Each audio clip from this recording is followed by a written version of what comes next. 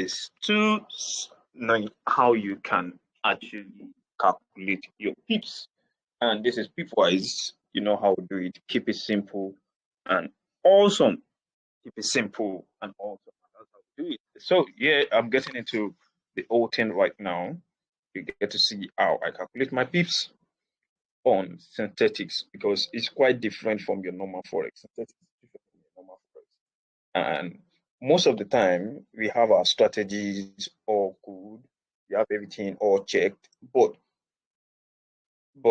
the risk management is just what is standing against the movement of things, like the progress of things. So um, risk management play a major role in your um, progress. So I've seen like the strategy I use, Printology. If you're new to it, you definitely need to check it out. Those who already know Printology definitely know how consistent it is and how much of flexibility and simplicity that this Printology comes with. Now, let's get into it. How you can calculate your pips movement. This is V100, right? Let's use V75 for an example. V75 for an example. And if you don't know what synthetics are, you can actually check my videos and you get to see what synthetics is really all about. Synthetics is they are computer generated um,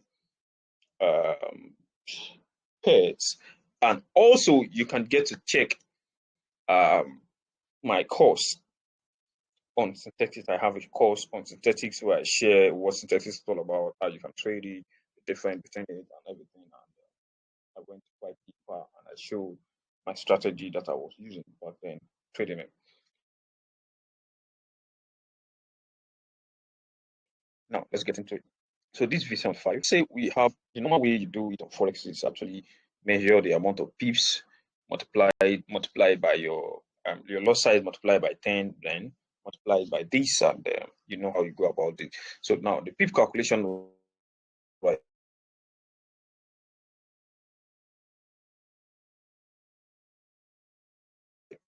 is this. By the time I take my ruler from this level to this level, right? Let me say I enter the trade, a buy trade all the way from here to this place. You know that by the time you are buying, obviously the price is increasing. By the time you are selling, obviously the price is reducing. But whatever way you go about it, the difference is what you want to know. You don't want to know the either is negative or positive. The difference is what you want to know. So what I'm trying to get now is the distance between these two movements. Let me say you actually entered your price, but to know how much will be your profit and especially determine how much will be your risk. That's the most important. Beyond your profit, your risk calculation should be the major thing right now. So now we actually have the number at 77, 77, 7776, 80, 777, blah, blah, blah. So now let's get our calculator. Let's get our calculator right here.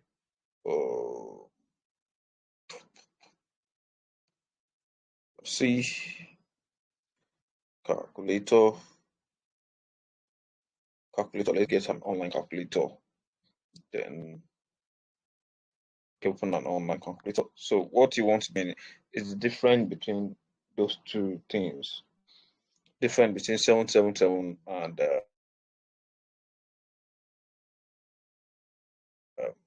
6, so blah blah blah. So let me start that. Now let's do it together. The first one is what? Let's go.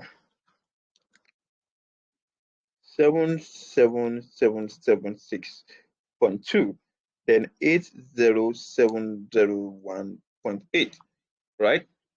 No, that is 801.8. Now we go to our calculator, we calculate it. So this is it. We have 777 777. Why is it not clicking? Let me use my okay. I guess it's clicking now.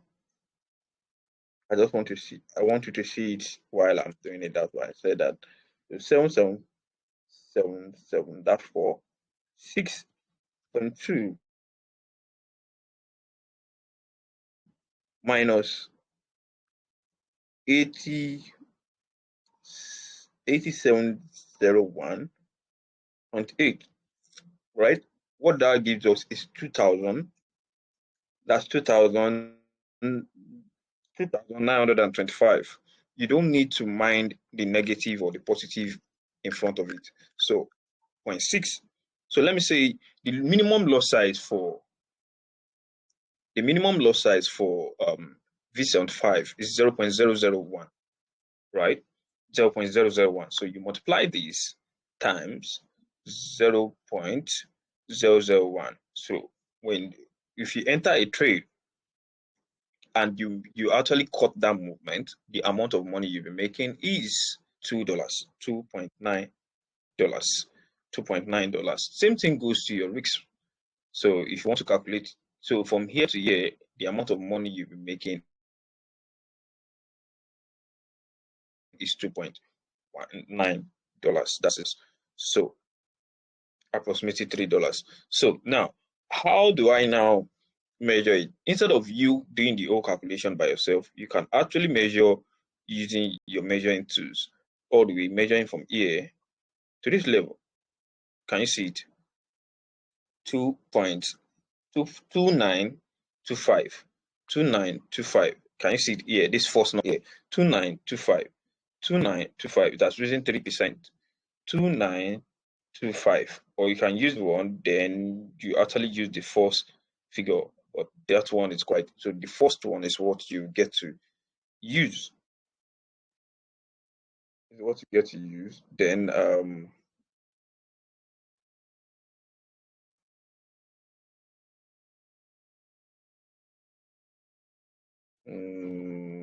all right. But on your phone, definitely, I'm coming, trying to confirm something for you. So this is it. Tonight you are getting the same number that we had on that calculator. Look at it. This is the number we had on the calculator right here. 2925. Can you see? It's the same thing at what we have right here. What we have right here. So instead of you going to your calculator to calculate, all you just need to do is, okay, now I'm expecting this. Let me say this is my long. This is my short. Let me use long right now. This is my long all the way from here to this place, right? All the way from here to this place. You can actually see that your target also is showing you 2934. So all you need to do is to multiply that movement. By the time you click it, you see it. Multiply this movement, this 29325, multiplied by the amount of lot size you want to use. By the time you multiply by the amount of lot size you want to use, you are going to be getting the risks involved, your profits. And now from here to here, you are going to get the risks involved. So you can actually take your distance and measure it. So now from here to here is what are we saying? We are saying 513. So you can multiply your 513 to see the amount you are going to be getting, risking that. To see the amount you are going to be getting on risking that very movement. So what we are having is ratio. The risk is 5 to ratio, that is 1 right now. What you want to know is your pip count, amount of pip count compared to your risk. This is your risk, this is your pip level. So by the time you tick on this, you can actually see the both information under also 213 for your stop loss and your target. Let me bring it up. You can see 213 for a stop loss, 230, 238 for a stop loss, and for your target 2935, right? for target 2925. So all you just need to do is to multiply that by the lot size you want to use, then you get what you are expecting. That is how you can calculate your risks in terms of Deriv and all. So now see, I'm trying to get to show you some on the phone.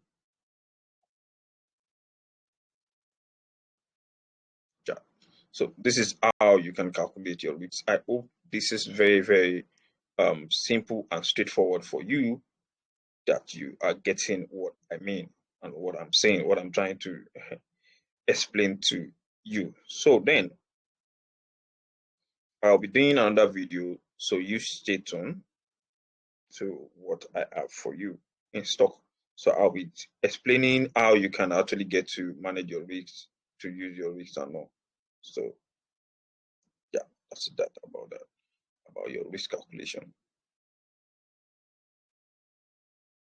I'm going to do the next one. I'll be doing the next video I'll be doing will be explaining how to use your phone to calculate your risks also. Right? Let's go.